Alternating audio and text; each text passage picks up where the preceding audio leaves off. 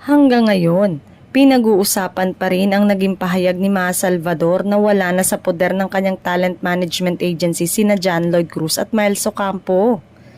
Nagbigay ng paliwanag ang aktres tungkol kay Lloydie, pero hindi ito nag-expound hinggil kay Miles.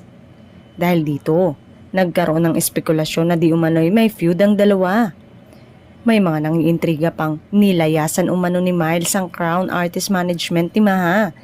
Ito ang samot-saring reaksyon ng mga sawsawera sa issue. Hindi ba, Maha, tinulungan mo para masali sa EB tapos eventually, ginawang permanent host na siya? Bakit kaya siya umalis sa Crown? I hope Miles and Maha are still friends. Ang hirap naman ng ganyan. Wala rin daw sumikat sa Crown Artist aside from Maha. Sayang din talent ni Miles. After nung Pajak Princess, wala na rin follow-up. Probably hindi na-align yung values goals ni Miles sa management niya or she's seeking career growth or more control sa schedule niya.